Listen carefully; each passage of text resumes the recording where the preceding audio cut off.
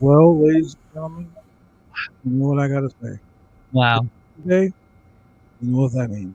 Wow. Most exciting night in all of professional wrestling, AEW Dynamite. And look, ladies and gentlemen, tonight we're joined by your boy Chemical Julian, the mixologist right there himself, the man in the chair, Shane Husky, and from Grapsody every Saturday morning, my boy Phil Lindsey. Boys, welcome to the Roundtable Pro Wrestling Podcast. Yes. So look, Yo, Papa Rolly and check your 40s. It's I'm the here for Roundtable the Pro third Wrestling time in a Podcast. row. so usually we come on and we got a lot of stuff to talk about. Lots. And on Mondays, we come out here and we do a show, and Mondays are kind of like the The Raw Rundown. Tuesdays are NXT. But man, 2.0. oh man, tonight, This Jesus made up Christ. week. Black History Month has been redeemed in AEW, ladies and gentlemen, Yeah. with the one and only Limitless Keith Lee For debuting. he is Um, limitless. so, man, Julian, Phil, what do you guys think about? What did you guys think about tonight's show? Let's just get into Man, it. it does my heart good to see my stunt double on TV, man. I just, Chemically. and so when CM Punk said he had he had a surprise tag team partner, I either thought him and Cole Cabana made up, which They was kiss a Shit, bit that up. ain't gonna fucking happen. probably Doing- not, or B, maybe it's Keith Lee, okay, which it was not. Actually, Keith Lee came out one match early. Yeah. Well, I And, believe last week we talked And my about man was out there getting married, looking good with Mia, Yeah. on his honeymoon, taking pictures, snapping selfies. Yeah. Next thing you know, bam, he's at work. I mean, can a brother get a day off? So there he is, right back at work, out there squashing private party in a 2-on-1 handicap match. Well, I mean, technically it wasn't supposed to be. Matt Hardy got so mad, he left ringside, left his boys just. You deleted died. out of there. But look, man, Keith Lee did what he does. He looked good in the ring. Just a hair slower than usual, but still working the big man style, looking good. It was great to see him on TV. He's as charismatic as ever. Yes. Still hitting his spots. I feel cheated. I didn't get a spirit bomb, but it's all right though. Maybe your energy. And but it was a good solid match. They put him in a position to book him as a monster if they wish, and he looked strong, he looked good, he looked healthy, and most of all, he looked happy. He looked like he was enjoying himself. That's what really matters. Most of all, he wasn't coming out as Bearcat Keith Lee. Yeah, But- goddamn bear. That made my fucking day. Not no. If God- But- I would have heard that, I would have just slammed. I would have threw my TV against the wall and I would have left. That'd have been it. But now you got these WWE fans saying, "Oh, Keith Lee never better." We're not going to talk about those WWE." guys, Shane. We're not going to bring that up. What did you think, Phil? Man, I was excited to see Keith Lee. I was excited to see him be himself again. He Yes. didn't have to come out there and throw on a singlet and be ashamed of how he looked. He Right. wrestled how he wanted. He did all Hell of the yeah. same mannerisms. He had music that fit him. Yes. It was perfect. I I love thought, the theme song. I can't wait to listen to it. No. Shout yeah, out to Mikey Ruckus. man, I thought the way they presented him was great. I like that he's going straight into the ladder match. He's got to be the favorite to win. I don't know who else is in it. The favorite. Got to be a favorite to win it. Well, let's talk about the beginning of the night. Okay, so Oh my goodness. I tweeted you, Oh, my Phil, goodness. and I said, "Do we have a heel turn? Do we have a face turn yet?" And you said no. Look, Not yet. Not yet. JR opens the show. He promises it's going to be a wild night. This is the first time Jim Ross wasn't salty, and he was legitimately This is right. the He first said it's time gonna I'm be a- excited to hear it now, folks. he says it's Are going to be a you, good are night. you sure? So Wardlow comes down with a Burberry carpet covering the entrance ramp. That was great. I was like, look at this shit. He Now- Red couldn't, carpet style. he couldn't have looked any more salty bringing all of this stuff down. He just Right? did not care at all. Yeah. It was He, like, he gave you two shits and a fuck with that one. I'm telling you. So He he threw comes him. down to the ring, and he has this fucking like introduction sheet to Justin Roberts, right? Justin Roberts. Yeah. Justin Roberts does the whole introduction of the living legends, FTR, and Tully Blanchard. They come down. But These Warlow guys didn't got get no like- introduction. These guys got like three bottles of wine, right? Or 3 glasses of wine, whatever. Then he says the greatest accountability buddy, the chairman, Sean Correct. Spears. Sean Spears comes down in a suit, right? No shirt on, some goddamn No shirt J's. So shout out to Sean Spears for wearing the J's. But no shirt. Then No shirt.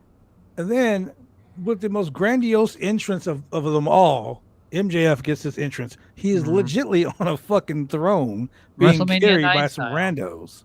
Hey man, Coming out like a hut. if Exactly. you remember the episode of In Living Color where they had the roast contest between Jamie Foxx and Al Bundy, and they had the women carrying Al Bundy, that's what he looked like. That's exactly what he looked like. So he gets in there, he does his whole thing, and one of the chicks, I don't know if that was his girlfriend or whatever, Yeah. whatnot, but It was Right? his girlfriend. It Okay. was confirmed it was his girlfriend. okay, well, whatever. I don't care about that. Yellow Shane, you sound a little salty right there. Yeah, Shane did sound salty. Yeah, Shane. Sorry, bro. Get a pretzel, bro. Man, Man. we'll have to blue chew. I'm just saying. So anyway, basically after the whole shut the fuck up chants go over, CM Punk comes out. He's like, yo, I want another match. And he's like, hey man, I got my ass whooped, but it took all y'all to do it, basically. So I got some friends. He does? Deep down in my heart, I was hoping that Bryan Danielson and fucking and John Moxley would come out together because I want to see that Yeah. whole submission squad click. And they brought brought some out- Julian for that. He brought out Esteem and his employee, No, his son. Darby Allin. His Son, son. Darby Allin. It's the Darby Allen. Okay, how you know? I'm Phil. Right. Sting. So they do the whole gimmick. They talk about it. But here's the thing that really got to me. Wardlow looked bored as fuck. He did. He was like, Yeah. He You did ever like- not care about anything going on in this Man. segment, and I thought it was great that Punk came out instead. I want my rematch with Wardlow. Yep. I the thought guy that who was beat me. Darby, Oh man. So I was really hoping that like seriously, like all bullshit aside, I love the fact that Mox was a special partner for CM Punk tonight. yeah. Because they have history back in the day. It is what it Yeah. is. You mean But see- you mean Punk that started the Shield? It was his idea. right? Exactly. That was his idea. But me personally, I was really hoping and praying that fucking Wardlow came out as his partner. This Wardlow is Oh, whooped like all just the a ass. swerve. Oh my god. I think they're still slow burning it. I It's would gonna like- turn, but it's just It's a not yet. slow burn. I would need to change a pair of pants after that. And to see the cool thing about AEW is that it's okay for them to do a slow burn because guess what?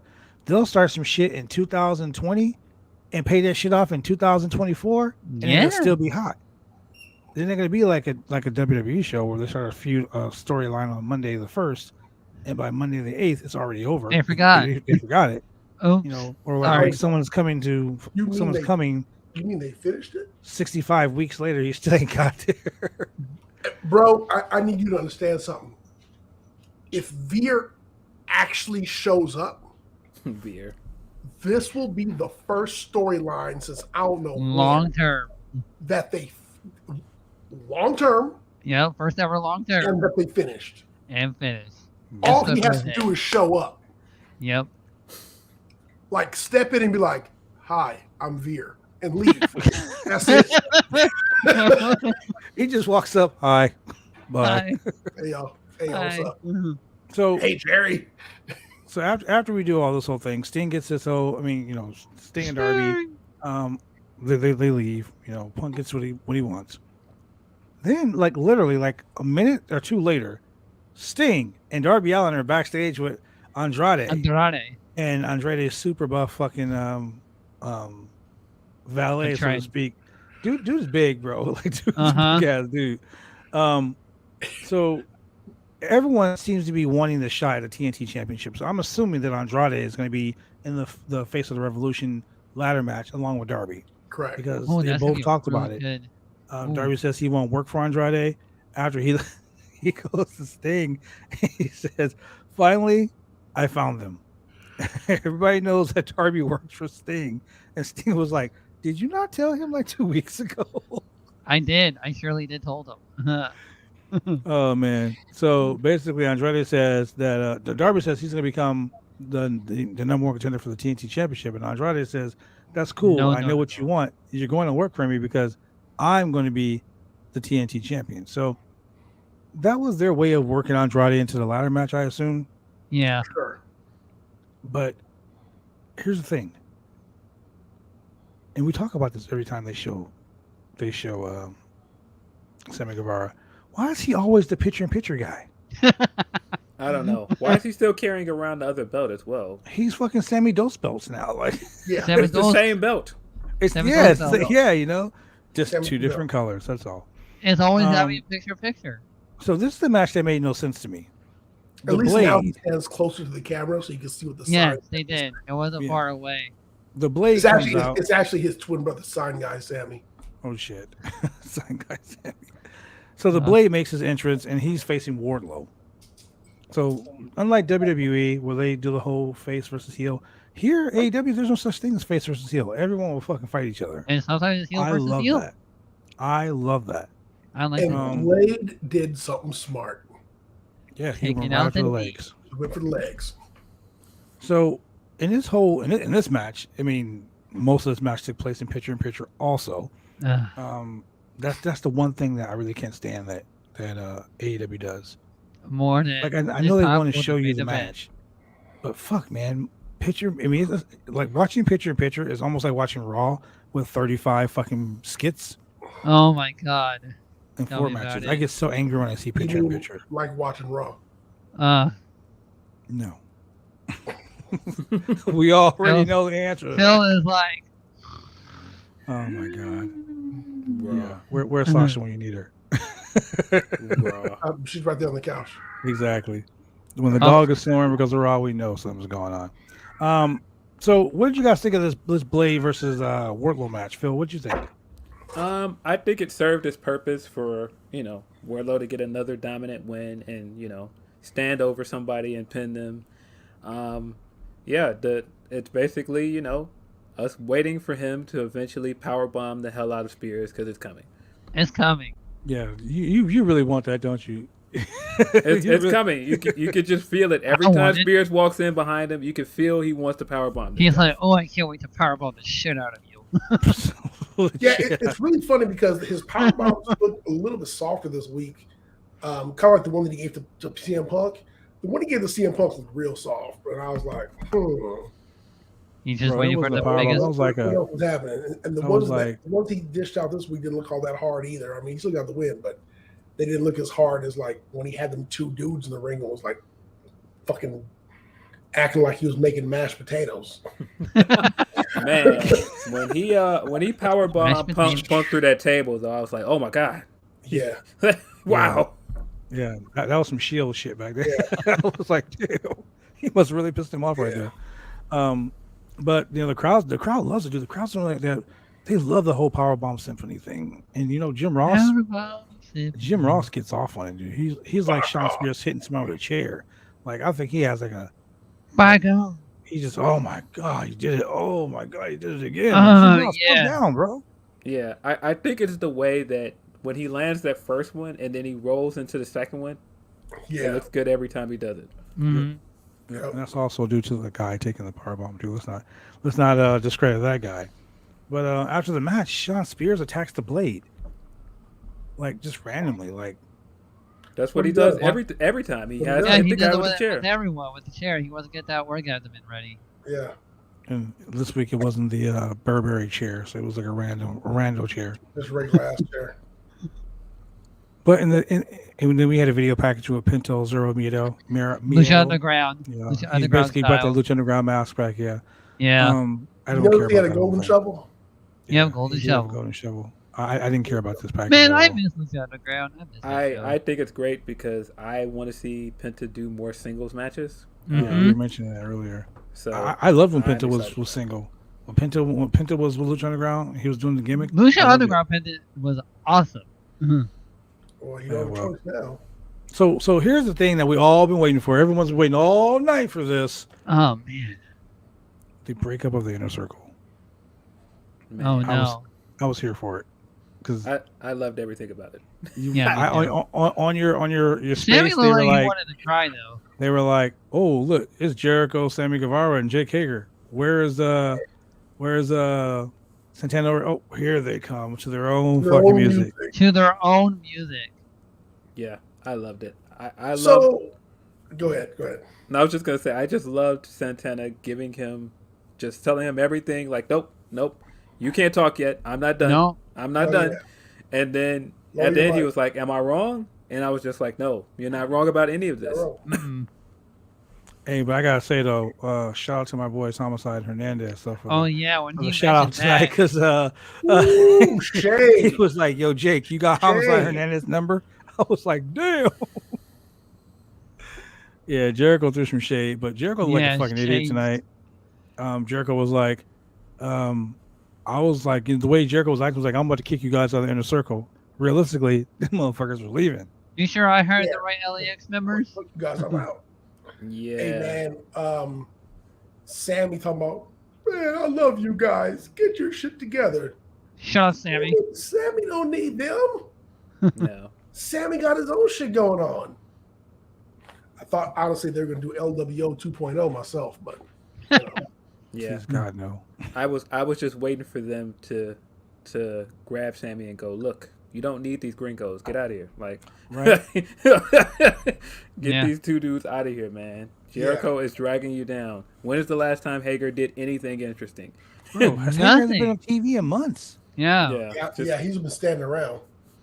I mean, I've He's seen him on Sammy's blog a couple times, but I haven't seen him like have a match since that stupid Inner Circle versus the America Top Team. Yeah, man. And which reminds me, boy, that Jericho line when he goes, "You remind me of my friend Eddie Guerrero." I was like, Oh my God, yes.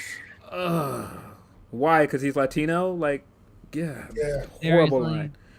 Hey man, but Santana was dropping facts. Mhm. Straight facts. Straight facts. So much of the thing. Whole time he was talking.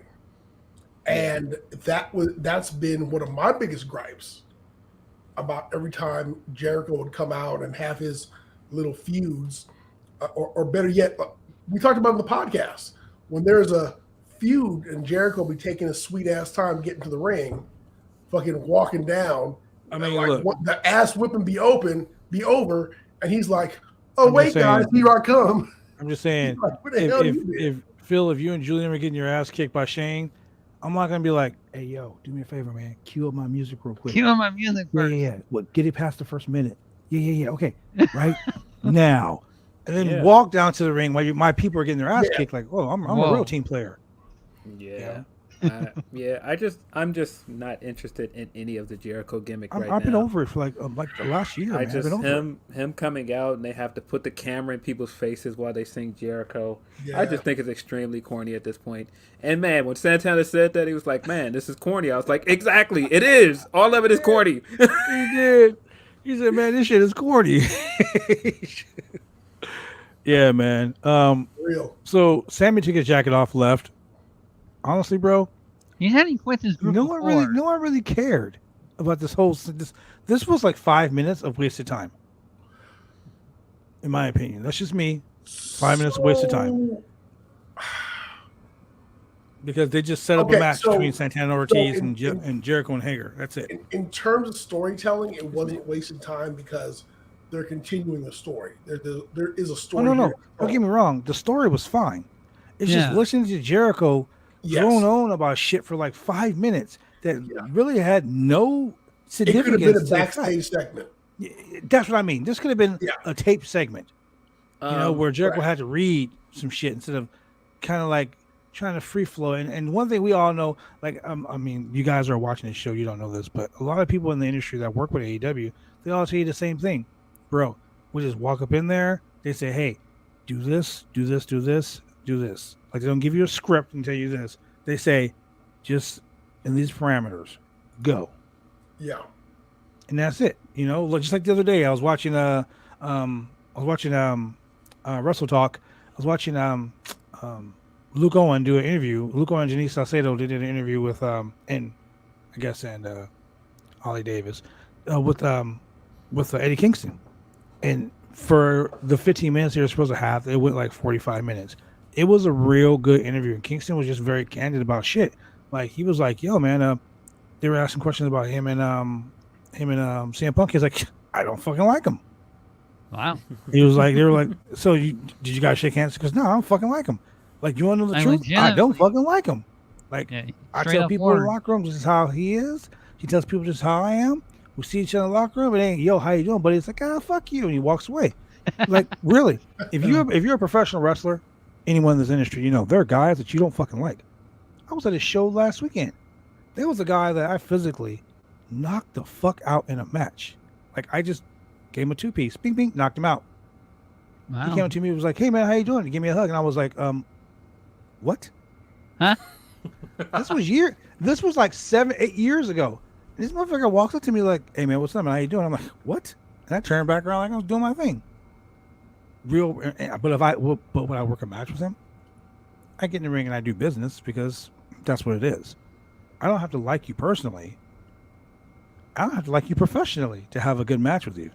You know, Hey man, we saw Rollins do business with Riddle this week. He didn't like that guy. Dude. Yes, exactly. Exactly.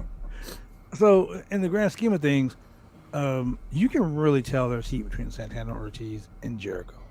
Oh yeah. Yeah, you think so? I don't think it's a work, bro. Like, this is just me being like I said, inside the It felt industry. pretty real. It felt not pretty only did real. it feel real, but like you knew when Eddie Kingston and CM Punk were going back and forth with each other that there was some real shit there. Like you can just see there was some real shit there. And Jericho When- was like, "What are you When talking Santana about?" was talking to Jericho, bro, there was some legit like sparks. Like Mm-hmm. I don't think it was I can check my sources. I can text Santana my damn self and ask him. But the point I'm getting at is it looks so like there was so much heat there. Yeah, but You see what I'm saying? I do think that he was right. When you consider how Santana and Ortiz came to the company and the pop that they got when they came in, and just how far they've gone down the pecking order, the longer they've been there, they had a point. The good thing about doing it in front of a crowd, I felt like this was definitely them turning face, which they basically already faces, but they basically were like, "You people," and once they start, pointing to the people and doing that, like, yeah, it's a face turn. Big face turn. And I agree, like the way they came in hot, man. Like they were like, everyone was like, LAX is, oh my God, LAX. They were hot. Just like Private Everyone Party. was really cheering for Friday the Powerful. Like Private Party came in. Private Party, they came in. They went over the fucking Bucks, eliminated them from the tag team title tournament. They had they did. all That's this surprising heat. me. Like they were, House of Glory, man. I'll just say right now, they turn out some fucking great wrestlers, all right? Ryan XL and Amazing Red turn out some amazing wrestlers. I ain't gonna sugarcoat it. They're fucking great at what they do. But these guys came in, and then you got guys like Matt Hardy. You got guys like Jericho. Guys that have been in the business for a long time that already have an established name, trying to keep their fucking name above board by pushing other people down. So I think, like me personally, I feel like there's some heat between Santana and Ortiz and Jericho, and they just worked into a storyline. That's the best storylines I've ever been involved with have been the ones that have been like legit. So speaking of that, we go to Tony Schiavone backstage with Trent Beretta and Rocky Romero. Tony Schiavone. Julian's favorite team. Man. Roppongi. Vice, and Roppongi Vice. and the Bucks come out obviously, and we're having a match on fucking Friday, like blah blah blah, right? Yeah. But then you see this leather jacket. First pop of the night, first big Dead by surprise of the night. Daylight logo. New Japan Pro Wrestling's Jay White. I'm not gonna say Impact Wrestling. I'm gonna say New Japan Pro Wrestling, Bullet Club, Jay White. So Adam Cole was like welcoming him in. So we talked about this a while ago about gang warfare. Mm-hmm. I sincerely think that we're gonna have Adam Cole and Red Dragon, who were on the show tonight, by the way. Adam Cole and Red Dragon versus Kenny Omega and the Bucks. And if everything works out the way I really hope it does, Tomatonga. the GOD Girl of the Destiny and Jay White. and Jay White. What do you Oh, think? triple threat, 6-man. Is this King revenge Warfare. for kicking Because Adam remember- Cole out of the Bullet Club? Remember, they're talking about these trios titles a lot, Correct. You got a lot of trios to do it. and they're building trios left and right. And then you got one of the hottest groups in wrestling right now, Red Dragon and Adam Cole, and then you got the Bucks and Omega, who were the never openweight 6-man champions in New Japan. So, and I believe they were the Ring of Honor 6-man tag team champions at one time too. So Yeah, I think You so. have the unrequited era, undefeated era, unexploited era. What do they call themselves? Yeah, Unexpected era. I wasn't sure what to make of this. I almost felt like this is the second time I've noticed it, but it feels like Cole is basically saying he remembers what happened, but he's not telling them. Yeah. Because, I mean, I don't know. Jay White wouldn't have any beef with Adam Cole. He didn't kick him No. out of Bullet Club. The Elite did. Yeah. So, I mean, it's kind of a enemy of my enemy is my friend thing. exactly. Right. I don't know if that means we're going to get more Bullet Club in the future or if that even means we're going to get more Jay White, but I have to assume him showing up just for that brief appearance couldn't be just a one-off. Well, also think about it this way too. The fact that they said Bullet Club. They didn't say the Elite. They didn't say No, the they club. They legitimately just straight up said Bullet Club. So we know New Japan owns the rights to the Bullet Club name. That's why Bullet Club doesn't travel outside anything else. But the fact that they're like the Bullet Club, and they specifically said it in a way that was like, hey man, we're the Elite. But when we said we were for life, we made an oath. We were for life. We said we're a Bullet Club. That right there to me says that the whole Forbidden Door thing that Tony Khan was posting about on Twitter, about some working with some companies that are okay and some companies that are not, and someone's going to come in and close the door on one company. I think that was the whole Keith Lee coming in and closing the WWE door for good. But I think the one he said was, we're working with companies that we're working with companies that want to work with us. I think that's New Japan. And that was a good thing because that's one of the reasons why Bryan Danielson signed with AEW was for the fact that he wanted to go and work in New Japan. Mm-hmm. And now he's getting his opportunity. And now that Jay White's been here for a long time, like he's been in Impact Wrestling for a long fucking time doing nothing. Right. Yeah. Like him and Chris Bay, they haven't done Nothing. shit. No. They should have been the tag team champions right now. They should have been feuding with Gallows and Anderson over the tag belts, and should have won the belts. I mean, they were feuding with Finley and Juice Robinson, who was gone from New Japan, by the way. So I mean, Juice? there's so much good shit happening right now in professional wrestling, and AEW is like the catalyst of all of it. You think about it, like AEW will work with anybody. They work with AAA, the Joshis. They gotta work with New Japan Pro. They're working with PWG, bringing in all this talent. GCW, like, dude, they are the mecca of cooperation, in my opinion. What do you think, Julian? Just as long as they stop yelling, BTE Trigger! Yeah, I think that's stupid too. I mean, it's supposed to be stupid and corny. Everything the Bucks do is supposed to be obnoxious and corny. Yeah. And And that's my point. the fans does, and they know it does. They know what drives the fans crazy. So my thing is, I mean, with AEW working with everybody, I mean, we've got X number of hours of TV every week. You have homegrown talent that you have to put over. You have newly signed talent that has to get put over. You kind of run to the danger of, okay, who gets put over this week? So it becomes a juggling act. I think at the end of the day, people, I don't know anybody who watches every AEW show, and they might just read like the recap highlights or watch it on YouTube later, like a recap show or something like that. But if you're really trying to get the maximum amount of eyes on your talent, you're going to put them on Dynamite, you're going to put them on Rampage. So they just kind of have to be, I'm not going to say conservative, but they just have to be wise with who they're putting on TV, who they give the matches to, who they give the spots to, and make sure that they give the time to their homegrown talent and to up-and-comers and the people who are going to make them shine, just the whole process. Which, like I said, they've been doing a good job of that.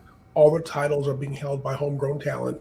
The big names that they signed are being used to make big matches and bring eyes to the shows, which is fantastic. I mean, just keep on doing that. And as far as the as far as the Bullet Club, Jay White stuff goes, for the fans who are unfamiliar and who, it's kind of a shame. I mean, there's a lot of Japanese wrestling and New Japan wrestling, which is fantastic. Access TV. On way too late. New Japan TV. I mean, for cheap, $9 a month, you can subscribe. You can watch Best of the Super Juniors. You can watch, all the cups. You can watch all the Tokyo Dome shows, all that stuff. Yeah. There's English versions that you can watch or you can download. There's a lot of good wrestling over there. But the whole reason why they have a U.S. championship is so that they can put it on a white dude or an American or someone who's non-Japanese, so that they can bring in, American crowds and be like, oh, Bullet Club, and bring those eyes over there and not have it necessarily be the IWGP champion.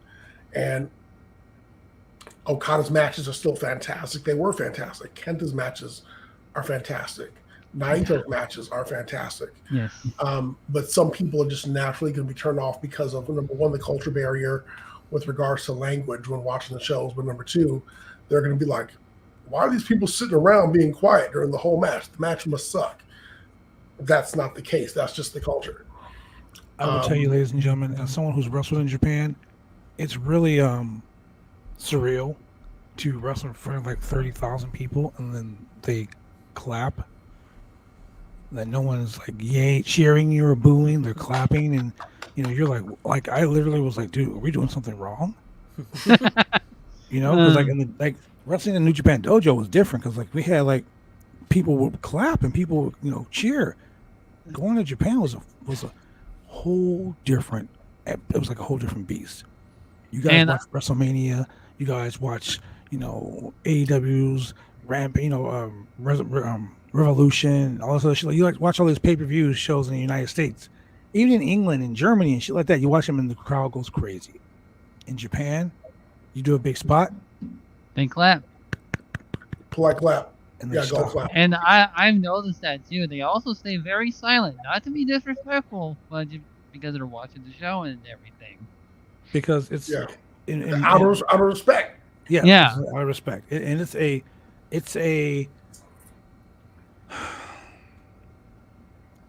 Like I said, it's a whole different beast. So Americans don't really get Japanese wrestling unless you're like you're really a diehard professional wrestler and you're a professional wrestling fan and you know everything about it. Tatsumi Fujinami, and Giant Baba, and Antonio Inoki. Antonio Inoki wrestled Muhammad Ali, and shit like that. Like that was when Japanese wrestling was trying to become mainstream. When when Masahiro Chono was part of the NWO, when the Great Muta was wrestling Sting for the WCW World Television title, or something, the NWA World Television title. That was some shit. Things like that. When Tenryu was the AWA World Champion, wrestled Ric Flair in a champion versus champion match. Stuff like that. That's when they were bringing Japanese wrestling to the United States to make it more mainstream. Guys like Vader made, guys like Stan Hansen. The Murderhawk Monster. He goes over there. Him and was it him and Finley? Yeah, Finley. Yeah, they were part of Suzuki-gun.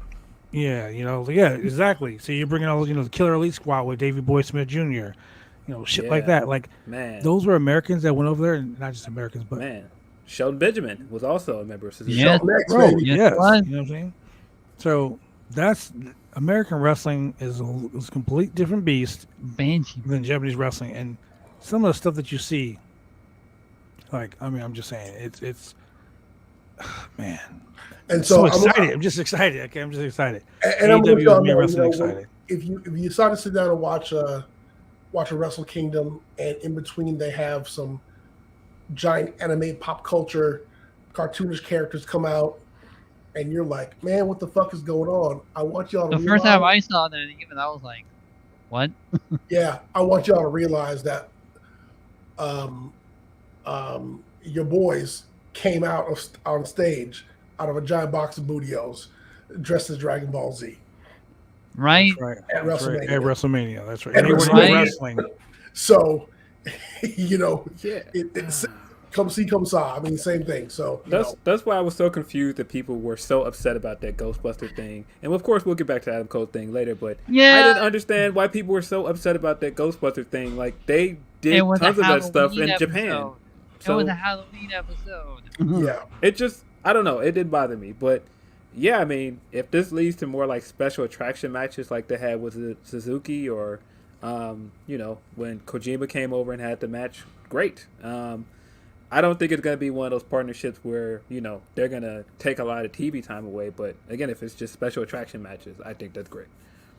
but if I we like can that. get the GOD, hey, Man, Gorillas of Destiny. Oh I'll man. tell you right now, Twitter feeds are the shit, and the gorillas are in the United States right now. I'll just tell you that right now. yeah, Tom is out there in Atlanta, Georgia. So let's talk about the Face of the Revolution qualifying match: Isaiah Cassidy versus your boy Keith Lee. Look, so many great things happened in this match. it wasn't Oh, the Bearcat. man. was it? But the greatest thing of all time for me was when he grabbed Isaiah Cassidy and he fucking tossed him across the ring, and Isaiah did that.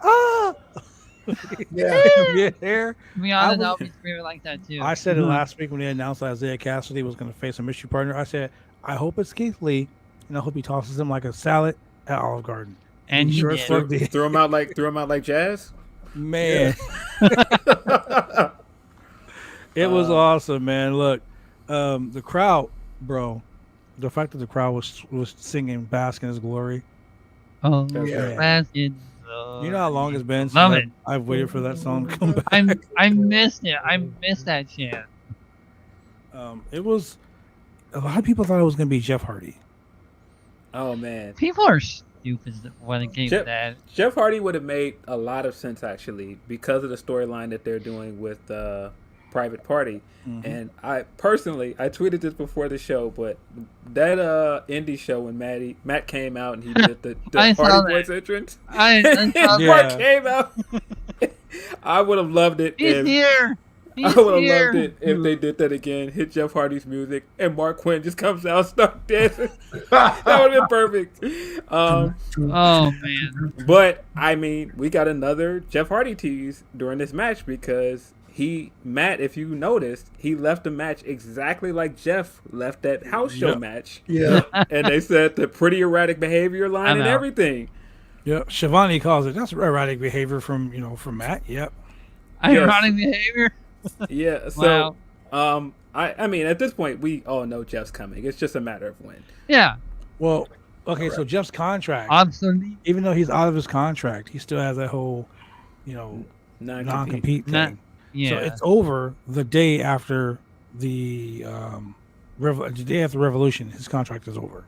90 days? So Yeah. So, I mean, So- I could see people thinking that maybe Tony would have paid, just paid his lawyer costs to fight this non-compete clause. And I mean, when you think ladder match, you think Jeff Hardy. Yeah, I mean, exactly. it made sense, but I don't think it made sense. Just wait out the non-compete. He'll be Yeah. able to compete in a few. you don't want him to start being called ATM Tony. Yeah, you don't want to jump into that kind of water. Yeah. Yeah. So, and I mean, it's due. I mean, he basically paid for Thunder Rosa to get out of her contract. So, yeah. But I Thunder mean, Rosa talked trying about to- that. going to court and fighting a non-compete is a little bit different. And, it's not like those things are ironclad. You could fight it, but it just isn't worth it at this point. Correct. Exactly. So Keith Lee obviously won the match, got put into the qualify for the Face of the Revolution ladder match. The winner is going to get to face the TNT champion Sammy Guevara at the Dynamite after Revolution, I believe. Okay. So they're gearing up for some big shit. But Private Party attacks Keith Lee at the end, and he just once again tosses him like a salad at Olive Garden. Power But then we get a video package for Thunder Rosa and Mercedes Martinez. And then the one thing that I really I don't like it. Like, I don't like Sammy Guevara. I have like a personal reason why I don't like Sammy Guevara. And if you know, if you know, you know. If you don't know, then ask Homicide. But there's a reason why I don't like Sammy Guevara. I'll tell you guys off the air. As a person, I think he's a piece of shit. Is it because his girlfriend's hot? I don't give a shit about his girl. Oh, I mean, shit. It ain't about Ty Conti, I'll tell you that. But it's a respect thing for guys in the industry. Okay. When he started in Texas, he had little to no respect. Anyway, so the whole disrespect with the picture-in-picture thing really just fucking irks me.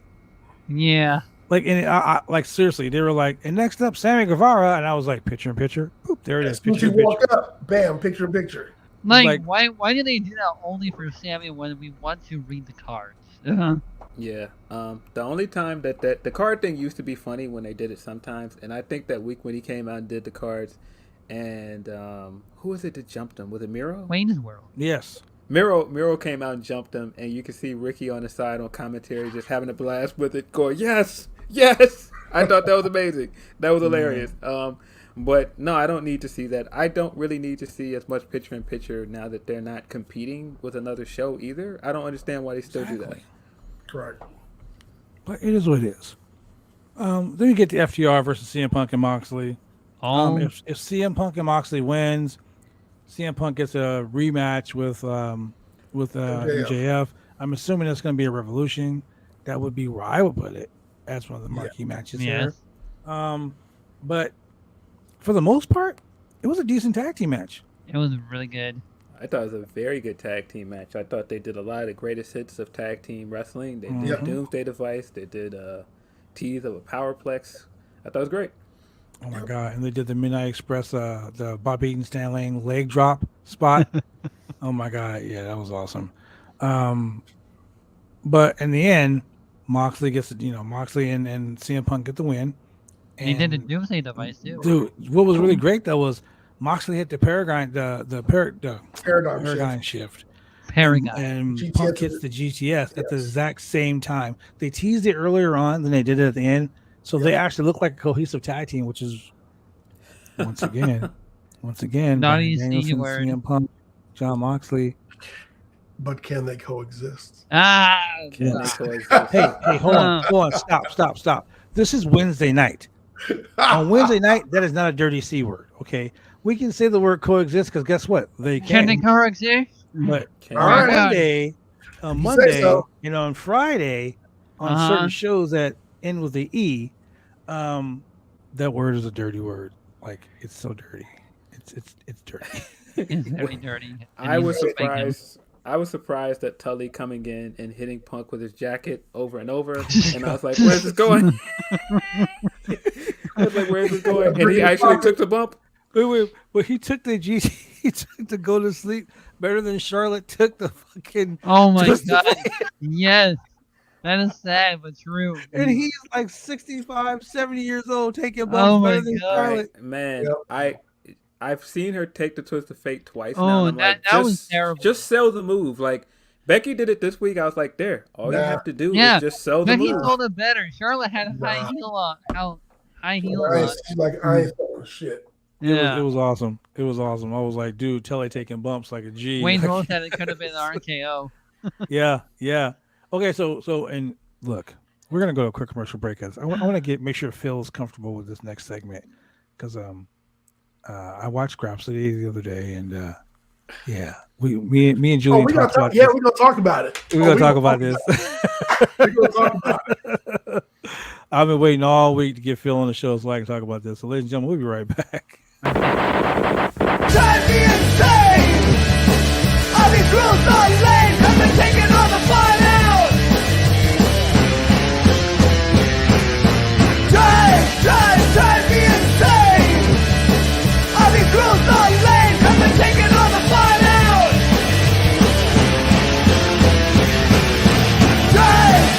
Drive me insane! All these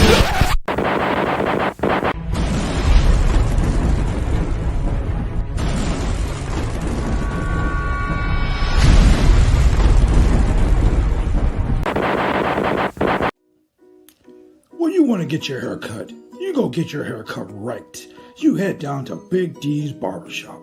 Big D's Barbershop, Vancouver, Washington's best and brightest. 1019 Main Street, Vancouver, Washington, where you can go get your hair lined up, cuts, fades, shampoos, conditions, and all the great things that go with supporting a local barbershop in a local business area. You can also reach them online at www.bigdsbarbershop.com. Go get your haircut right.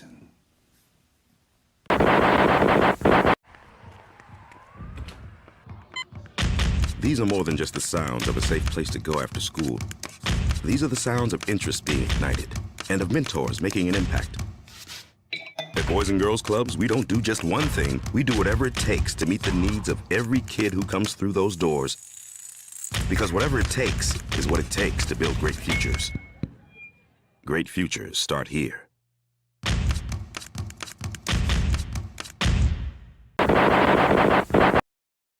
Ladies and gentlemen, we are back.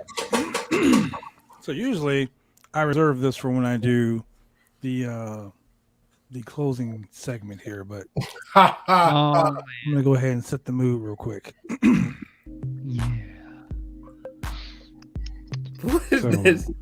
So Phil, live on Grapsody last Saturday, special interview time. Yeah. The TBS Women's Champion, Jade the lovely Jade Cargill, on the podcast. And all you motherfuckers couldn't stop talking about how good she was. It wasn't me. This was not me. Don't throw it on me. Hey, It was hold up. Hey, Phil, I gotta say one thing. Phil. All y'all showed up with your best haircuts on. Yes. Everybody just had the razor, just like, let me get that fresh edge up in there. Had the filter, just, hey, Cargill, how you doing? Nah, not me, bro. Not me. Look, first of all, I flew out that night. Like, first of all, like, listen, we're all black men in this chat. Well, sort of, sort of. You know, we're all brothers. Three of us are brothers in this chat. You don't go and hop on a plane and go somewhere and don't get a haircut, right? So, you know, I flew out to St. Louis that weekend, and so, you know, and usually I come on here. So, I was like, no, I'm not getting on a plane and not, you know, lining up and everything and making sure I'm right. You just don't do that. And so, you know, just happened to be happy coincidence that we had Jade on the podcast that week.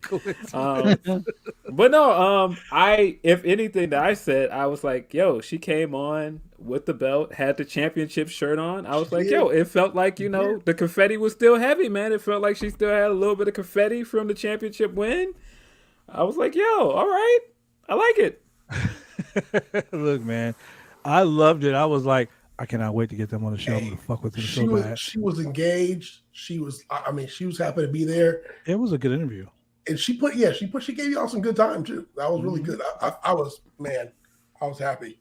Yeah, gave us the Danielson scoop. That she trained with Danielson. Yeah, I thought she was a great guest. And you said something on Twitter earlier, and I'm very guilty of it. So I'm going to admit that I was very guilty of it. As a man who's in this industry and in the actual business, I did see her green as goose shit. But she has shown so much improvement over the course of the last, I'm going to say this, the last 6 matches, she's shown so much improvement. Yeah. Being in there with Ruby Soho, being there with Thunder Rosa, you know, being there with Anna, because her and Anna Jay, dude, for two people that have been in the business more than 2 years, they had no right having such a good fucking match. Yeah, I told people at the start of the tournament, this tournament is a vehicle to get Jade over. She's gonna win this tournament. She's gonna be champion. And there were so many people like, oh no, it's gonna be Rosa. I was like, nope. This is Jade's tournament to win. I saw it coming in. And so, man, the thing that I liked when she came on is that she was fully in talking her shit. I was like, no, get all of it off. Get in your bag. It was already her tournament to win. Correct. Yeah, get in your bag. I loved it. But no, she looked great tonight. Yes, she did. She pulled out a few moves we haven't seen her do that flex move where she did the back body drop. That was awesome. It looked like she did like a tour of the islands at one point. I was like, Yes. Yeah. okay. And another thing that she did that a lot of people should be excited about was she fucking chain wrestled. Yeah. And it looked like AQA is great, by the way.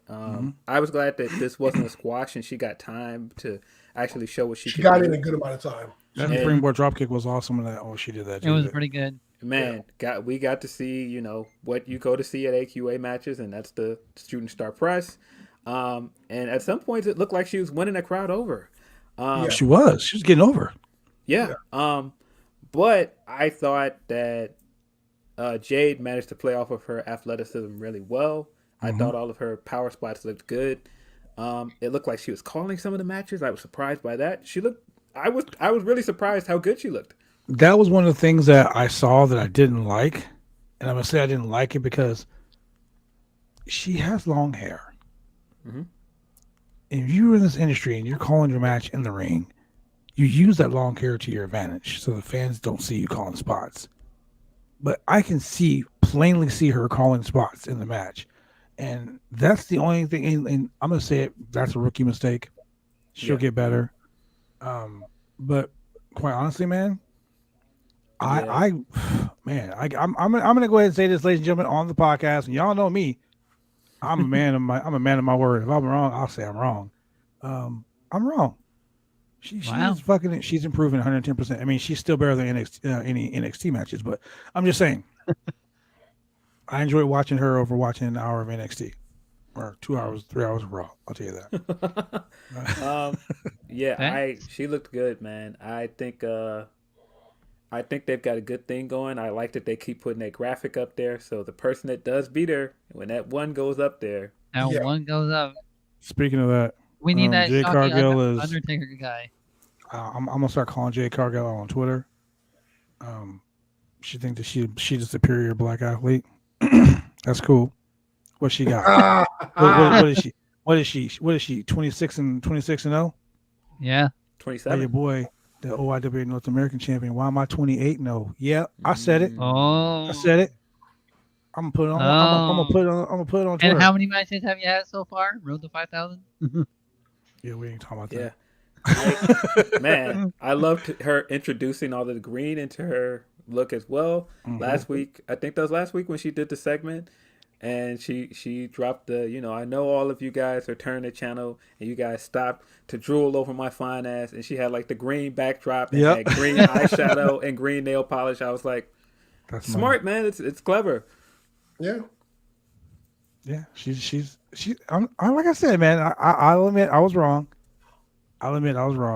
She's doing the most, and I'm gonna say she's improving. Definitely. I'm giving all the credit to Phil Lindsey and his tenacity and his if you're ever on Twitter and you go into one of Phil's spaces, dude, like that's the most informative fucking group of people on Twitter. Like, it's not like usual Twitter. I mean, that's where like it was reintroduced to me that you can't be a single man going to WrestleMania week. That was on that space. And that's why I posted that. That's why I sent you guys the super chat about WrestleMania week, and it ain't for single people because it is not. That's a different story for another day. I'll tell you, ladies and gentlemen. I've heard stories. I've never been to WrestleMania, so I've never seen. Are you serious? No, never been. You get a girlfriend, Phil? Really? No, I don't. I might go to Dallas, so we'll see. You need to go to Dallas then. You got a girlfriend?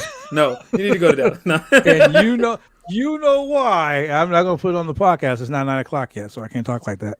But, man, what's happening? This shit. But yeah, trust me, you need to go to Dallas, bro. By next year, right? Oh yeah, that's right. It's LA next year. And Roscoe's gonna be packed. That's a mania I'm planning. Hey, that's a mania I'm planning on going. I've never been to a Shane, live you can't mania. go. You can't go to Mania with us. I'm not. I never been to a mania live. Oh, man. Never Shane, have. Shane might be our gimmick. Shane might be our gimmick. It's hilarious. Oh my god. I'm just saying, I've never been to a mania live, and it's my bucket list to go to a live mania. So we got the winner and still champion, Jade Cargill. The Bucks and Cole were backstage.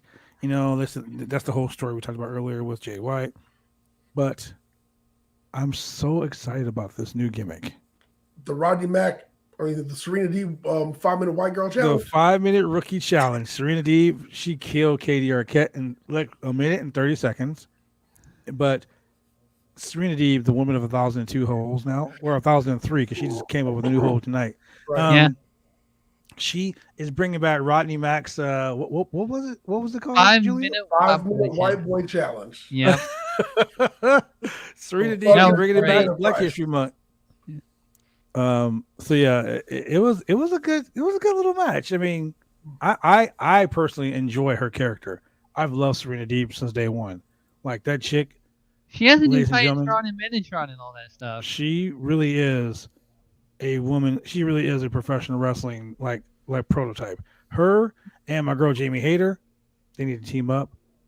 Oh. Man, So, Principal hate. yeah. So Serena Deeb beat her in 1 minute, but it was more like 40 seconds because she took 20 seconds to fuck around looking at the clock and posing and the shit. fact she was going. Yeah. That was funny. That was hilarious. So yeah, I mean, honestly, man, Serena Deeb can't get she can't have a bad match. Yeah. Like she's one of those women that can get in the ring with you and just work and have such a like she can, the whole taking chicken shit, making chicken salad. Well, she'll take chicken shit and make that shit chicken cordon bleu. Like that's what I'm saying. She's that good. She's that good. And just to think, she was one of CM Punk's straight edge society. Straight edge shows, society. shaving her head bald. She looked good with a Coaching. bald head. And she sure did. Hey, you ever? Oh, never mind. Oh no. Let's go. Go with it, brother. Go with it. Oh, it's only 8:58. Do you want to go to a commercial break so you can come back and you get your Yeah, point? 2-minute commercial break. It just has to do with the texture of a woman's bald head, but never mind. Oh my Yeah. Jesus Christ. Yeah. Oh. And then Oh, already I go for digress. real. It's 8:58. We can't wait 2 minutes. Look, then we get a video package for the Gun Club and the Jurassic Express. The ass Quite boy. honestly, the Ass Boys. Yeah. Danhausen's favorite tag team, the Ass Boys. Ass boys. Can I just say that I'm not excited for this shit at all? I mean, yeah, it's gonna be a run-of-the-mill tag feud for now for Jurassic Express for them to move on and somebody else will challenge them. Yeah, I don't know. I did think it was really funny last week when they did that whole segment outside and they threw Jungle Boy in the snow and ran Jungle Boy away. in the snow. I just thought that was really funny. Oranges. I don't know. I mean, I like the fact that Danhausen loves to fuck with him. Like Yeah. that's Danhausen made the Gun Club famous. I'm just gonna say it. The fucking if you go to ProWrestlingTees.com right now, you'll find an Ass Boys T-shirt. Yeah, Yes. I mean, yeah, and to people that were confused about signing Danhausen, that's why they signed Danhausen. The guy put those guys over without being on the show. And it's funny. Yeah, They signed. Sorry to interrupt, but they signed 2 non-WWE guys. But when they signed an ex-WWE guy, people on Twitter started to complain. Oh, Yeah. Twitter's a fucking meltdown. Oh yeah. Man. Twitter's a horrible place, ladies and gentlemen. I'm just gonna be honest with you. it kind of is. People Sometimes Twitter is flip-flop in their toxic as favor. fuck. Like, Oh yeah. Hey, let me tell you something. When Danhausen talked about signing with A&W, yeah, W. that shit was funny as hell when he shows up on AEW and then he talks about I've been with A&W for weeks and ain't got no root beer. you know what? Let me tell you, Danhausen is so over. I was like, this dude, that was like this motherfucker Very smart. evil. This is funny as hell. Danhausen got signed to Ring of Honor without even wrestling. They signed Danhausen to Ring of Honor because he's so funny. His gimmick is so over. Yeah. Like, he literally was talking. Curse. He was talking to Renee Paquette on her oral sessions one time, and he literally was like about to quit. Like he was like, "Fuck wrestling," you know. Really? He was also talking to Chris Van Vliet, and he was like, "Yeah, man, I literally was like one step away from not wrestling anymore. I believe he did a match and he got drop kicked in the throat. Oh, Or he got chopped in the throat. Ow. And if you've been in the ring, trust me, that's some fucked up shit that happens when you get drop kicked in the throat. Then he was like, yo, like he was a nurse. And and then he started gaining traction with the Danhausen character right when the pandemic started.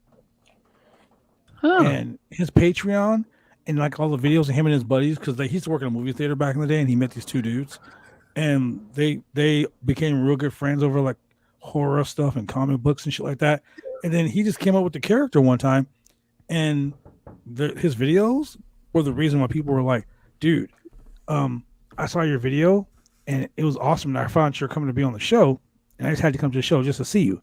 Not because he was coming to wrestle, but because his internet content was so over. Yeah.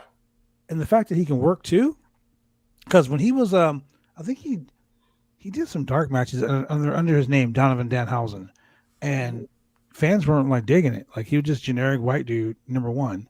These are his words: generic white guy, number one, with tattoos. That's it. And he had long hair. Yeah, and then he's like, he put the makeup on, and he put the makeup on. He was like, yeah, it's a Halloween thing. Like promoters were booking him around Halloween time. And he's like, no, this is like all the time. I want to do this all the time. And then people just loved it. And the guy is so funny and so artistic. Like he can sell ice to an Eskimo in an igloo in the middle of a snowstorm in Alaska. That's how good he is. So shout out to Danhausen for getting over the ass boys. Yeah. Did you guys see the Ass Boy video he made? Even funnier. Yeah, that was hilarious. Ass Boy music video. Funny. Ass boy.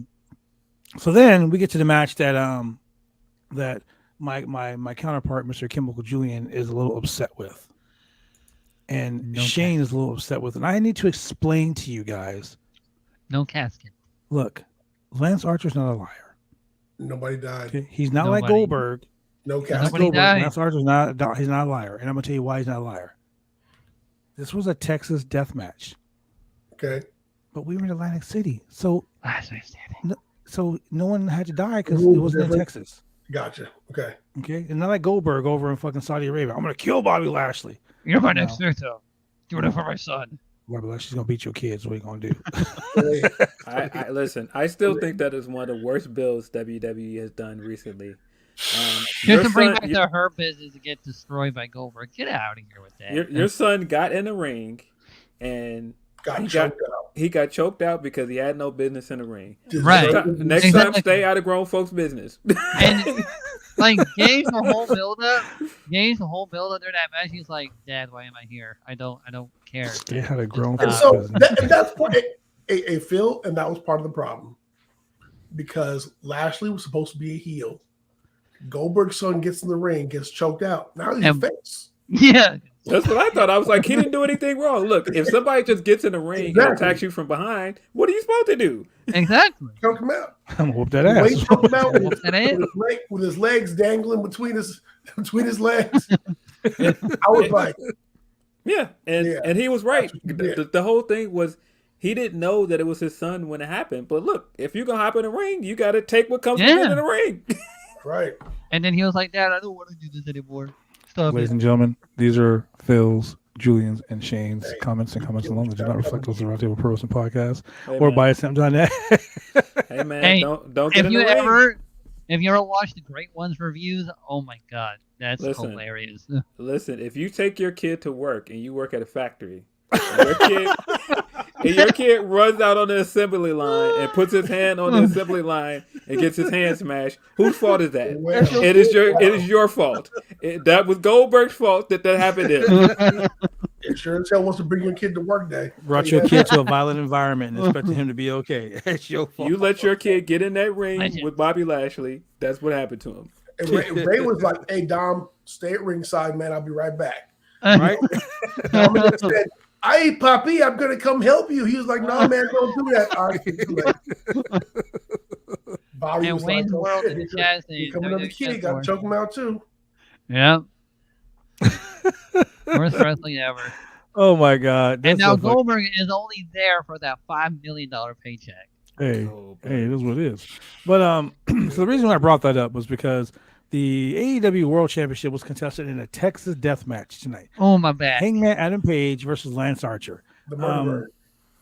Now, I got to say, look, the fucking ring announcer announces that it's a Texas death match, and out of nowhere, Page and Archer come flying out of the fucking back, just fighting throughout the whole thing. That right there is why AEW is better than WWE. Yes. And I'm going to tell you why. If you got a blood feud with someone, if me and Phil are in a blood feud, we can't stand each other on sight. We're going to kill each other. We're not going to come down the ramp, get in the ring. We're not going to wait for the referee to ring the bell, lock up. We're not going to do that. Just go straight at it. We're not going to do that. If I see you backstage and I'm just like, I don't like you, like, it's on sight, man. But y'all hate each other, but you're here to make money, right? Yeah, man. The point I'm making is on site, it's going to be a fight. It's not going to be like, hey, let's lock up and let's do a headlock and let me shoot you off to the ropes and do this. No, it's a Texas death match. Yeah. No, we're going to kill each other. And these guys literally try to fucking kill each other. They did. The spots that they did, the freaking that finisher that Lance Archer did onto the steps on Hangman's back. Ow. Dude, did you see the step buckle? Yeah. When I felt that, and I'm like, power bomb onto the steps. Oh, my back. I love the fact that Dan Lambert ran down and unscrewed the top turnbuckle, so he couldn't hit a second because he hit the first buckshot lariat, and Archer rolled to the floor. Now, ladies and gentlemen, the way a Texas death match works is you have to answer the bell. You have to get up before the count of 10. It's either knockout or submission. Yep. So what they mean by knockout is if I throw Julian over the top rope and he can't get back in the ring by the count of 10, if he can't get to his feet by the count of 10, he loses. There's no pinfalls in this thing. So this was like a fight, man. Like you just think of everything you could have ever thought of in a fight like this. I mean, from steel chairs to referee with the assist to the ring, to the unscrewed ring post, to a barbed wire chair, to wrapping barbed wire around your forearm and giving discus clotheslines with the referee assist, by the way. Dinner fork to the forehead. Oh my God! Did I do the butcher spot? Yes. Gruesome self-mutilation. Oh my God. Oh yeah, won't see that on the WWE, buddy. No, we never do that. Not even back in the day. Jake the Snake trying to hit a clothesline. Oh my God! He hit the short arm. He hit the short arm clothesline, and it was slow as shit, but he still hit it. He still hit it. Then he went for the DDT, and Lance Archer was like, Jake did the Jake signal for the DDT, and I was like, Jake, look, I don't care how much DDP yogi you doing. You ain't hitting no DDT, bro. You try to hit that DDT, you're gonna break your whole body. Yeah. People gonna have to come scoop you up and prop you up. Man, that shit. Man, Weekend at Bernie style. But dude, the fact that Archer was stabbing Page in the head with the fork and then licked it Abdullah the Butcher style, I was like, yep, hepatitis. Gross. Hepatitis. Man, what was that thing on the other side of the entrance where Archer got thrown through that glass at the beginning of the match? What was that over? So that's the Cody Rhodes entrance.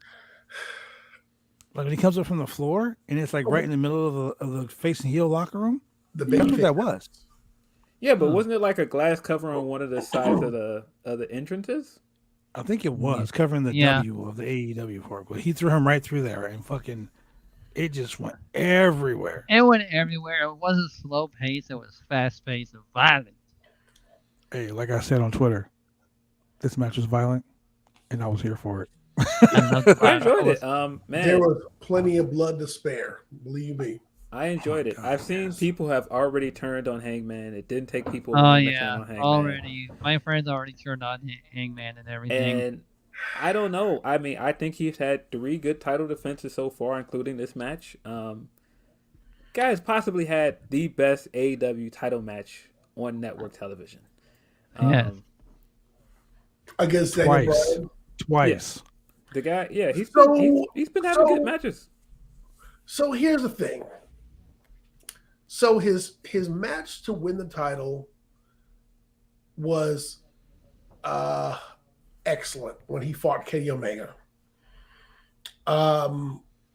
His match against Bryan was excellent. I mean, he showed up and he showed out. his next two opponents were kind of not next two, but Lance Archer was, I want to say, maybe a bit of a mismatch because Lance Archer really came off as a bit more of a monster than his previous two opponents. And so while he did beat Lance Archer still got counted out or wasn't able to answer the 10 count, which Texas Death Match, you can't answer the 10 count, you lost. I mean, I get it. That's part of the rules of the match. But people want to see him definitively dominate somebody or go toe-to-toe with someone like the way that he did with Kenny Omega or the way he did with Bryan Danielson. And so that's where I think in his case, he hasn't had that opponent yet that gave the same sizzle that he got from chasing after the title. So there was a whole lot going into it. There was the whole years of buildup into him becoming champion. Oh yeah. Now that he is champion, it's like, what next? Do we care that he's champion? Like, okay, he is champion, but then now what? Yeah. Like, wouldn't we rather have Moxley as champion or Bryan Danielson as champion or CM Punk not CM Punk, or Cody Rhodes or somebody else. So, it's just all about he needs to have that one match where he looks hella strong and like really dominate somebody. Because he hasn't, even when he feuded with Kenny Omega, he didn't really dominate him. He went toe-to-toe with him and didn't dominate him. With Bryan Danielson, he went toe-to-toe and he went the distance with him, but he didn't dominate him. He needs to have that match or that feud where he Dominates. Teaches somebody a lesson. Yeah. Tells them what's up. And it's like, yeah, now what the fuck? And is your champion. Yeah. The only reason I think that it works is because his entire story since he's gotten there is that he stepped up in this stacked roster and he goes, I want to be the first world champion. And he failed. And he failed miserably. And I feel like his journey back has been like, I'm unsure if I can do this, but I'm confident now, and I'm going to be your champion. And so him beating Omega is a big deal because it took him so long to do it. Sure. And then him coming straight out of the Omega match and doing what Omega couldn't and beating Bryan, correct, being the first man in the company to beat Bryan. And I feel like people have kind of glossed over the fact that he beat Bryan kind of quick. It's like nobody else has beat this guy. He's the only person in the company that beat him. That's not anything to just act like it's not a big deal. And then in this match, I do agree. It felt like he survived Lance, but I do feel like that was kind of the point of this, that it's still Hangman, that he is just getting by at the skin of his teeth. And then here comes Adam Cole, who some people want to see as champion. And it's kind of the story of his career with AEW, of him surviving, and then this other character that somebody else might want to see win instead coming out and trying to steal his spotlight. And on top of that, I think that nipping on his heels, you have an MJF who wants a challenge for the title. And as big of a heel as MJF is, does he kind of have a claim to the title? Yeah, he does. And it would be kind of nice to see him challenge for the title and be the heel that he is. And will his heel tactics get over this time around? Because he beat CM Punk twice in one night. He beat the all-time favorite. He's better than the best in the world. So can he get a shirt? Tactics to become, AEW champion. And so that would be the next obstacle for him to overcome. And if he lost, I don't know that a lot of people would be sad. Yeah, I think that they've been smart to keep Hangman and MJF away from each other since they had their match, because now you can have him walk around all this time and go, look, I've beat him. I beat Hangman, and I beat Jericho. I beat Punk. I beat Cody. I beat almost everybody there is to beat. Give me my title shot. And so now, once he finally gets that other title shot, not just that, he technically didn't lose to Mox because Mox cheated to beat him. We have a saying here on the show. And And Adam Page or Adam Cole didn't technically lose his match to Orange Cassidy because it wasn't sanctioned. Correct. True. But yeah, so he It has didn't count. he has a claim at this point that nobody has beat him clean. He could technically claim that. So yeah, I think MJF is absolutely going to be his next challenger at probably Double or Nothing. And I wouldn't be surprised if he beats him. But I feel like You think it's that early? They're going to take the title off of him that quick? I don't think the Hangman has to have a long title reign because I think he works so well as a chaser. I think him becoming champion He does. and failing again, and not failing as bad as he did before, but stumbling and then winning the title again is a good story. I'm waiting for Hangman to turn heel. I think they've got such a good baby face in him. I think it'd be a mistake. Well, he is the top baby face in the company. Let's Top call it what it baby is. face of AEW. There's no Yeah, need to and- really turn him heel. And since you say that, I can segue into this. Listen, if you are one of these goofs that's on Twitter that thinks Adam Cole has downgraded since he come to the company, I'm gonna just outright say it. You are an idiot. The man has come Thank you, in. Phil. The man Thank has you, come Phil. in and he has wrestled all of the top baby faces in the company in 4 months. He's wrestled Jungle Boy, he's wrestled Orange Cassidy, and now he's jumping in a feud with the hottest baby face in the company. No, this isn't a downgrade. He hasn't lost a match. He's only lost one match technically. Those are the WWE Wow. stands talking. The Yeah, WWE stand. he's been there 4 months and he's already number one contender. Yeah. He's if he doesn't main event this show coming up, Revolution, it's gonna be because Thunder Rosa and Britt are gonna main event that show. But that's the only other match that could possibly main event that show. He's one of the most over guys in the company. It's not a downgrade. He went from wrestling in the CWC where not that many people saw him to wrestling Thank you. takeover worthy crowds. Thank you. It's not the same. Oh, Yep. Look, ladies and gentlemen, here's the thing. Adam Cole came in right after Page and won the match, bloody as fuck, took the AEW World Championship, and Wayne handed the Bull said AEW it. World Championship to him and said, see you around, kid. He didn't talk to him after the match either. You know Like, that. that right there, if that wasn't a setup for something great down the line, Correct. I don't know what it was. And like Phil said, if you're one of those people that are like, oh, he downgraded from the WWE, really? Let me tell you something. I'm going to give you guys a history lesson on WWE. When they take the guys from NXT, the ones that are kicking all the ass, and they pull them up to the main roster, Adam Cole is 195 pounds. He's 5'6". Do you honestly and truly think that he's 5'6"? Well, you know what I mean. He's a fucking small guy. I'm 6 feet tall, so if you're not 6 feet tall, you're short. I'm You know, taller than Adam so- Cole. So if you got this guy come to the main roster and he's not a huge, swole, super monster, you're gonna job the fuck out of him. You're gonna make him a manager. You're gonna have him shave his But- head and become a manager. Remember the last wrestler they did some stupid shit like that too? Chili McFreeze. Remember that guy? No, you don't. 'Cause his name is Stone Cold fucking Steve Austin now. Oh, Look at the hell name. yeah. Chili McFreeze. Like, could you imagine Chili McFreeze. making his way down the aisle? Chili Weighing in at McFreeze. 220 pounds. You know, Chili Jack McFreeze. McFrost. I laughed my ass off. The glass breaks and that he comes walking And out. people it's, are it's him. legit- It's Chili McFreeze. The glass breaks. It's a fucking penguin. You know. and people are legitimately saying, mainly WWE fans are saying that he would have been fine if he would have been out to the main roster. No, the hell he wouldn't. No. No. He might have been fine, but, and I don't think he would have. But to I mean, say remember, that this he is was a the downgrade ringmaster. is, yeah. To say that He this would've is a shaven his downgrade is head. stupid. He would have It's- got rid of the name Adam Cole because of Michael Cole, baby. Yeah, I don't know. To say that this is a downgrade. is Don't just be a absolutely lemon, be a ridiculous. rosebud. Exactly. I don't know, man.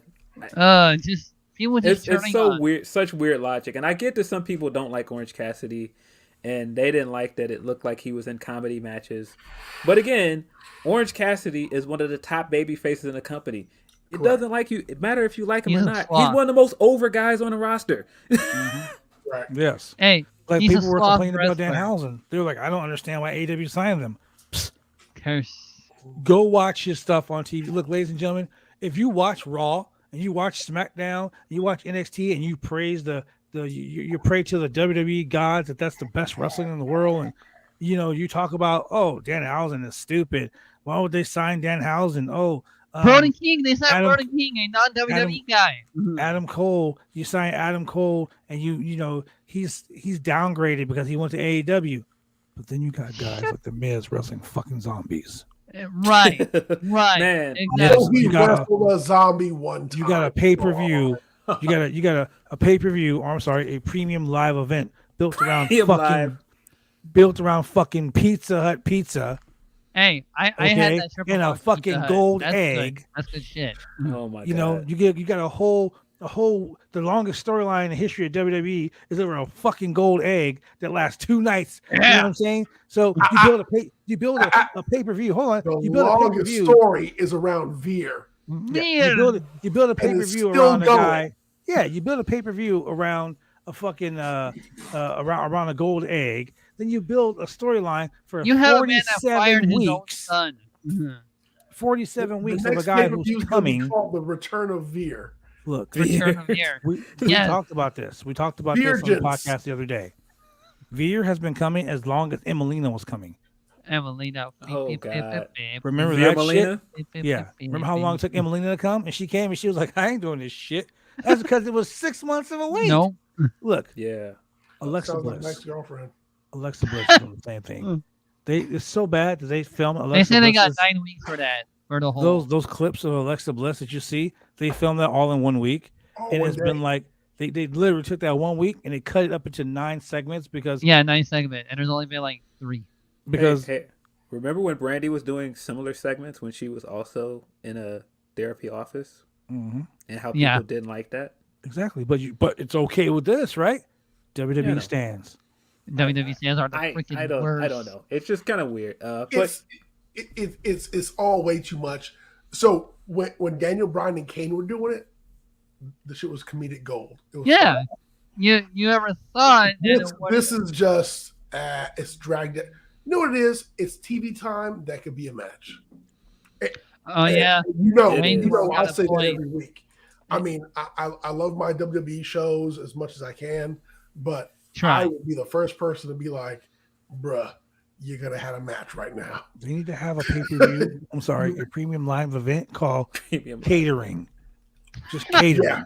All the motherfuckers in catering have to finally No, catering. a WWE Like, Network special As much money as catering. you spent on that therapy session with Alexa Bliss, you could have got Shanky some better gear and you Shanky. would have had him get in the ring and wrestle somebody. Hey man, if you're gonna waste that money, make a new entrance video for New Day and stop having Big E and Kofi come out to that video that has Woods and Kofi on it and E's not in it. Yeah. You know what? You really want to get down and dirty with that? Let me look at this. Here we Oh go. man. It's They 9 o'clock. totally shit on Big E. They did. They Oh, did. yeah. They How- told how- us. A big steamy hot one. How are you gonna fucking Cleveland steamer my boy Big E like this? How But he you was gonna do that? WWE champion. You're gonna ignore that? How you gonna have the motherfucker? You break up the New Day, you put him on Raw. He wins the fucking Money in the Bank. He wins the championship. He loses the belt to Brock. He held the belt longer than Kofi did when he in a match with Brock. He loses the belt to Brock, right? So on SmackDown, he Hold won on, the wait. IC title. Wait, hold on. I'm gonna finally get this out because I know Phil. I know Phil will understand what I'm saying when I say this. Yeah. Phil, if I played for the Green Bay Packers, I signed with the Packers today, right? I'm full on. I got 10 years with the Packers. I'm signed, baby. Ooh, I'm excited. The next week, I randomly end up in the fucking Bears. No trade. That is like the best thing that could ever happen to your This fucking life. guy. This fucking guy.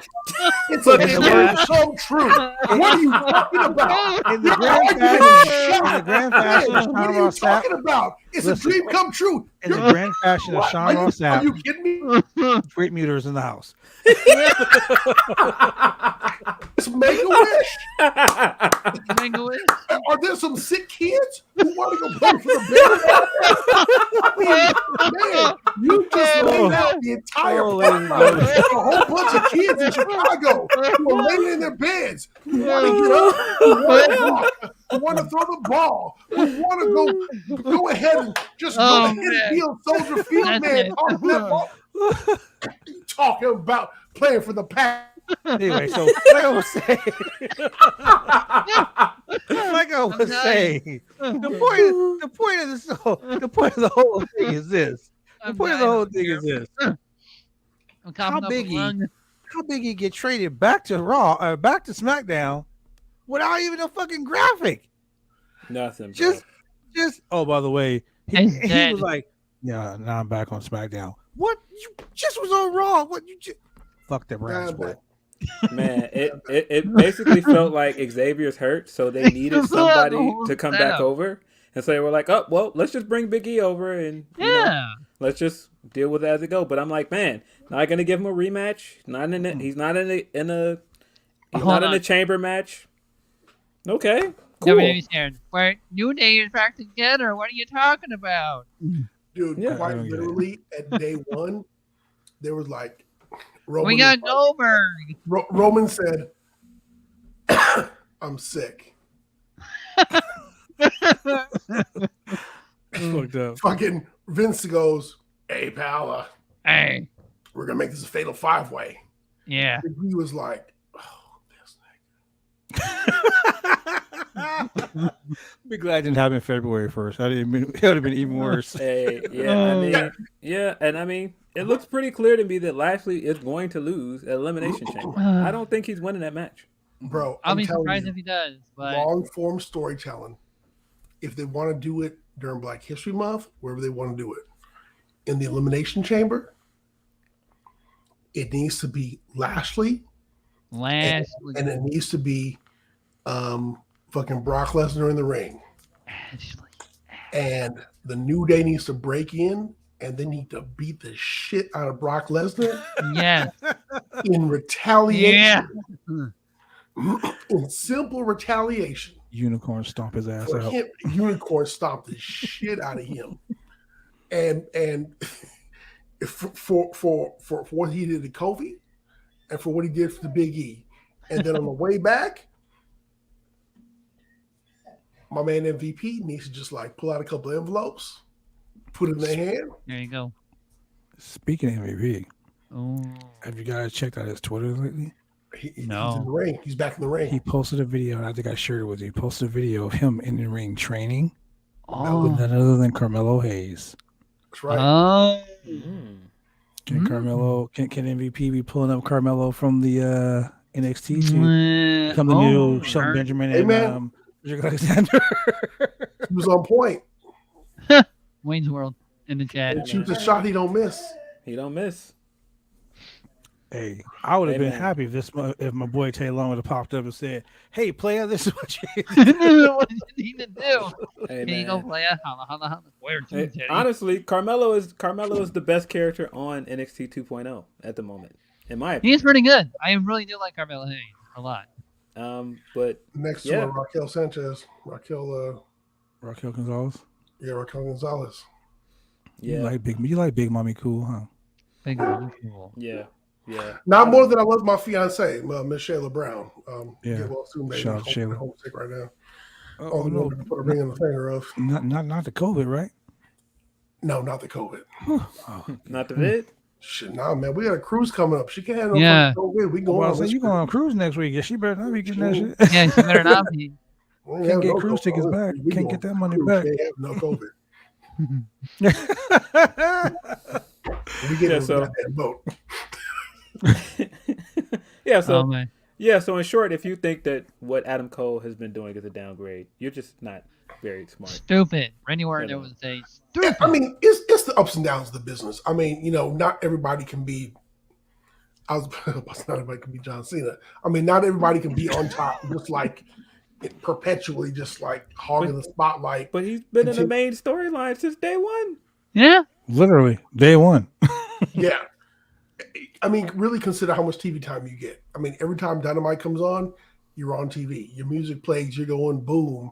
People saying Adam Cole, baby, and all that other shit. You're on the behind the scenes shit. You're on BTE and all that. I mean, so the funniest spots on BTE are him and Silver and Reynolds. I'm just saying.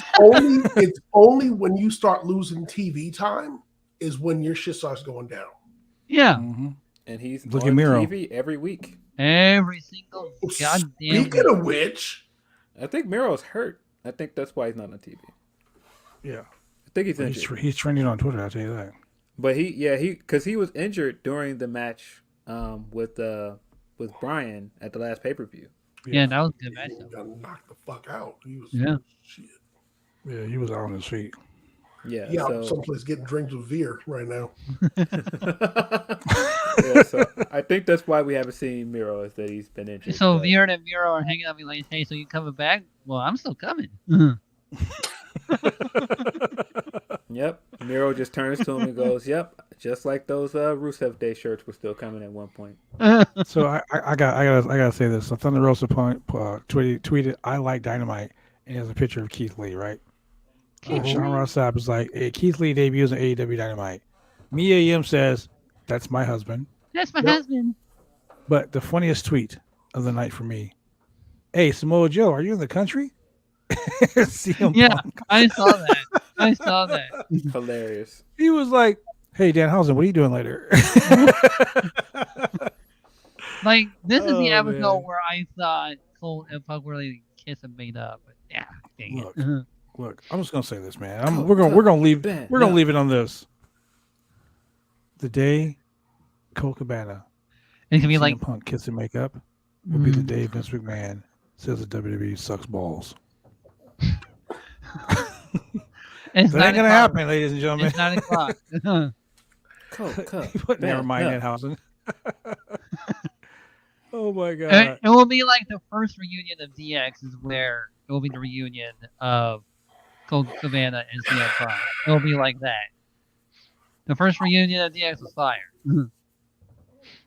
I don't know, man. After that Billy Gunn shoot interview, I mean, no, I don't know. I don't know what would be in it for Colt Cabana, if anything at all. Which nothing at all, I don't think. But Never, you know how they say in the business, never say never. never say never. Never say Yeah. never. Never say never. I mean, we've seen. Yeah. Did anybody ever think Brett would be in a ring again with Vince? After No. he left? Correct. Did anyone thought CM Punk would come back at all in a Did anyone wrestling think ring? that the fucking Warrior would make it right with WWE? No. No, So, never. And then You just drop never dead know. the next day. Which was Hey. surprisingly I will say this Shock. though. sad. I will say this. This is gonna be my contribution to Black History Month today. Ryback joins All Elite. Feed me more. Wow. I was gonna say, Wow, Rye Black. Can you imagine Right Black.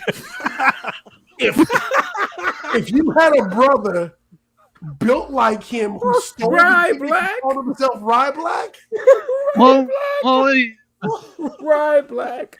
and he said, Okay, "Feed once me again, more." I gotta mute. I can't Rye handle Black. it.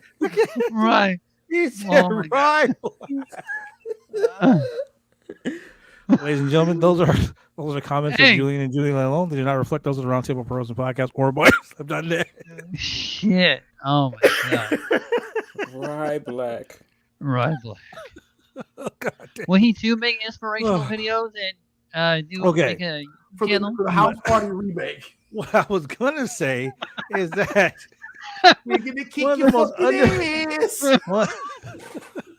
one of the most under-discussed, under-celebrated professional wrestlers in the history of professional wrestling. Black Magic, Norman Smiley, Hell was yeah. a 3-time Yes. CMLL World Heavyweight Champion. Yes, Yeah. sir. I'm talking about the guy screaming Norman Smiley, the big wiggle. Ah! Yeah. That guy was a, He was a was hardcore a match. CMLL World Heavyweight Champion in Mexico in 1992. He held the title 3 times. And CMLL is the oldest active wrestling promotion in the world right now. Think about that. Wow. That's right. That I did not know. Fun fact. I ain't The more talking you about know. what and look. he was he's one of the most influential men behind the scenes of WWE, Very much so. training people. He is. Norman Smiley, shout out to him, Coach Norman, one of the best in the world. Didn't he also coach at Right, FCW? Black. That was the thing. What? Did he also coach at FCW when that was the thing? Yes. Yes. That's what I thought. He was Yeah. Dusty Rhodes' right-hand man for a long Okay. time. That's what I thought. The name It sounded was familiar. it was Ooh. Dusty, Norman Smiley, and then Bill DeMott. Okay. Man, I And was just Dean on the Cohen. network. I want to watch that. Terry Taylor, Rye Black. Hashtag Rye Black. Hashtag right black. Make it trend. No, let's not make it trend. 'Cause then Ryback will get on there and it'd just be a shit show. And then he's tough.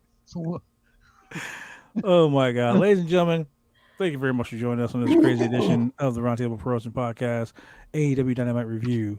Phil, tell the people where they can find you every week. You can randomly find me on Twitter, which people usually try to find me and argue with me.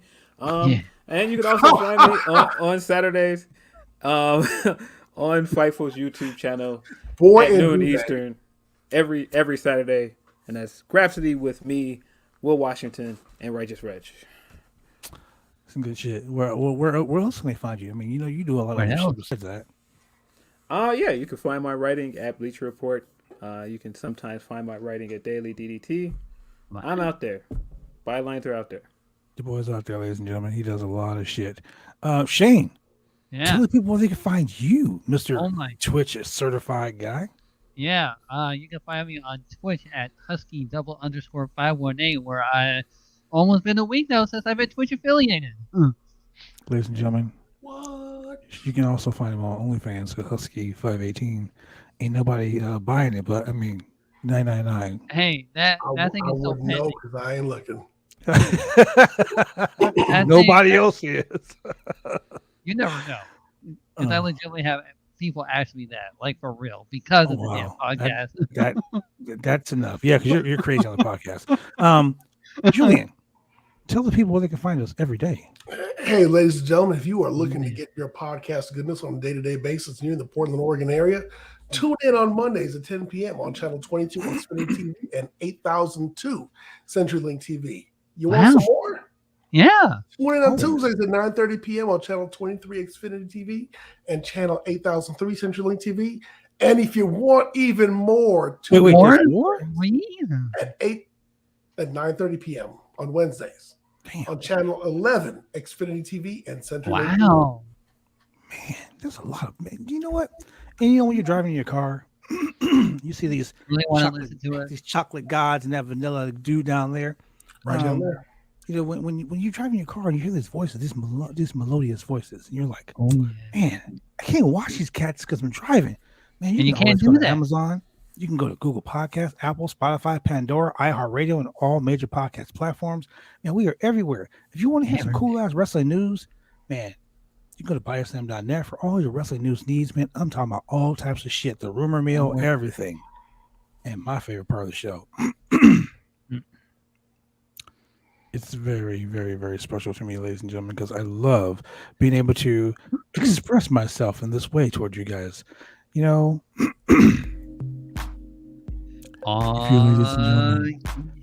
if you want to continue to check out the website, if you want to donate, it's real simple. You can go to www.slamchats.com. Say that again, but real slow. That's www.slamchats.com. Oh my god. Drop a dub. Oh yeah. Show you right. Get some Rob Blacks up in you. Oh, God damn it. Damn it, Julian. Hey, man. No longer will I tell you stories of Rob Black. Go. No longer am I going to tell you stories about Rob Black. God damn it, Julian. Ladies and gentlemen, thank you very much for joining us. We will see you guys on Friday for AEW Rampage and, of course, SmackDown also. Yay. For your boy, Phil Lindsey, for Shane Husky, Kimball Julian, I'm your brother franchise. And, yeah, we'll see you guys on Friday. Peace out.